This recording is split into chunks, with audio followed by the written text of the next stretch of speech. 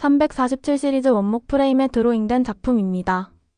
피카소는 그의 인생 후반부에 347개의 판화를 제작했으며 이는 그의 판화 예술의 정수를 보여줍니다. 이 판화 시리즈는 흔히 347 시리즈라고 불립니다. 피카소 347 하드커버는 1970년 9월 12일에 출간된 책으로 피카소의 347 시리즈라고 알려진 347개의 판화를 다룬 작품집입니다. 이 판화 시리즈는 피카소가 1968년 3월 16일부터 10월 5일까지 약 7개월 동안 집중적으로 제작한 방대한 컬렉션으로 그의 창조적 에너지와 예술적 탐구를 극명하게 보여줍니다. 1. 예술적 스타일. 이 시리즈는 피카소가 탐구한 다양한 주제와 스타일, 그리고 에칭 및 드라이 포인트와 같은 다양한 판화 기법을 보여줍니다. 2. 테마. 이 시리즈는 신화적 주제, 연극적 장면, 역사적 참조, 에로틱한 묘사 등 피카소의 상상력이 돋보이는 다양한 테마를 포함합니다. 이는 그의 말년 작품 세계를 깊이 있게 이해할 수 있는 기회를 제공합니다. 3. 역사적 맥락. 이 책은 피카소가 예술적 전성기를 지나 말년에 들어서면서 여전히 왕성한 창작 열정을 보여주는 그의 삶과 예술 세계의 중요한 증거입니다. 기법적 특징. 에칭. 얇은 금속판에 산으로 긁어낸 선이 특징입니다. 날카롭고 세밀한 디테일이 살아있습니다. 드라이 포인트. 부드럽고 깊이 있는 질감을 더하는 기법으로 선의 뭉침이 드러납니다. 아커틴트. 부드러운 음영과 명암을 표현하여 회화적인 느낌을 줍니다. 스크래치 및 스크리블 기법. 피카소의 즉흥성과 감각적인 스타일이 돋보입니다. 관련 내용. The 347 series are among the last hand-signed etchings and engravings Picasso ever created, with each of the original plates etched or engraved by the hand of Picasso alone. Le buste du painter mort est couronné par l'Académie Le Vieux c'est Moque 1968. Etching from Pablo Picasso's 347 series. Picasso's 347 series. In just 7 months, Pablo Picasso engaged in a historical battle against the wave of conceptual and theoretical art that was the rage in avant-garde circles in the late 1960s. He rejected the notions of anyone can be an artist, and anything can be art, which was the rallying cry of the conceptualists. Picasso resisted not through words, but through a Herculean creativity that pointed the way back to aesthetic beauty, technical brilliance, and the narrative of art history, the building blocks of his life and art. In his 9th decade, Picasso created the remarkable group of etchings known as the 347 series. March 16, October 5, 1968. Avec der Femmes News 1968. Etching from Pablo Picasso's 347 series. He collaborated with the master printers Piero and Aldo Cromelink, who brought in a special press from their atelier in Paris in 1963 to Picasso's private studio near Cannes. The relationship between the artist and the brothers Cromelink, who were familiar with the demands and the working process of Picasso, was responsible for the extraordinary output of intaglio prints he created at the end of his life. While combining different cultures, icons and periods in this series, Picasso was able to create a unifying theme throughout, that of the narrator and observer rather than participant. The works are a panorama of compelling imagery including circus figures, musketeers, caballeros, musicians, and painters with their models, many charged with an erotic tone.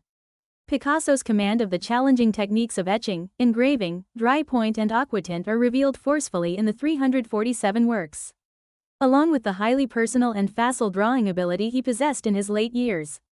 Commenting on the series, the artist said, "I spend hour after hour while I draw, observing my creatures and thinking about the mad things they're up to. Basically it's my way of writing fiction." Television Course de Charles Atlantique 2 1968. Etching from Pablo Picasso's 347 series. In Picasso Suite 347, de Barignano and Baer, Fundación Bancaja 2000. Brigitte Baer describes Suite 347 as one of the rare points in Picasso's career where he looked, not at his anxieties and deepest states of being but rather at what he perceived of the outside world.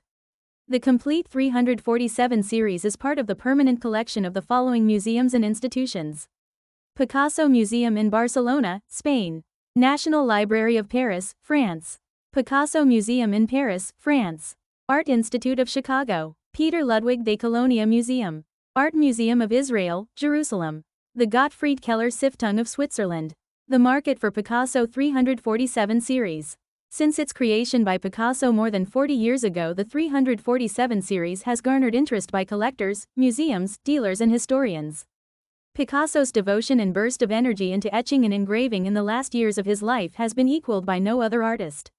In the last decade, the works have experienced extraordinary attention amongst collectors, resulting in significant increases for the prices for the works at international auctions. It is doubtful that any artist will ever live again who will match this achievement. Consider that Rembrandt made approximately 300 etchings in his lifetime. Picasso made 347 in 7 months. Picasso's engravings anger Russian clergy. A.T. Metwaley, Wednesday the 18th of April 2012. The Temptations, an exhibition of Pablo Picasso's engravings that opened recently in Novosibirsk, provoked controversy and angered the Russian Orthodox Church.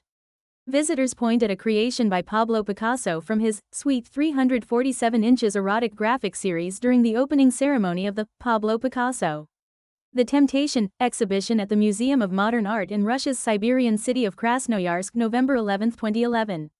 The sweet 347 inches cycle, created by Picasso in 1968, is exhibited for the first time in Russia, according to organizers. Photo Reuters. An exhibition that opened last week in the Russian city of Novosibirsk, including a series of engravings by Pablo Picasso, has created a stir.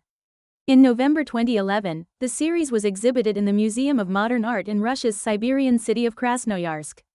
The collection displayed in Novosibirsk includes 105 prints from Picasso's Suite 347 series. Some 347 different etchings, engravings and dry points constitute the last great collection of Picasso. Graphic works created by the artist in just 7 months between March and October 1968. Picasso's Suite 347 are predominantly erotic representations tied to high aesthetic values. The collection is the artist's statement against notions promoted at the time by so-called conceptualists, believing that anyone can be an artist, and anything can be art. Picasso's resistance to that claim was expressed not through words, but through great creativity, proving that in 7 months he could create works of great technical and aesthetic intensity. To date, no other artist has managed to create this amount of work, with such unparalleled artistic perfection, in 7 months. Nonetheless, Archbishop Tikhon of Novosibirsk and Birds expressed harsh criticism at the exhibition, stating that it is not suitable for young viewers. According to the Archbishop, the same collection was previously banned in Moscow, widening his claim to say that it was also banned around the world.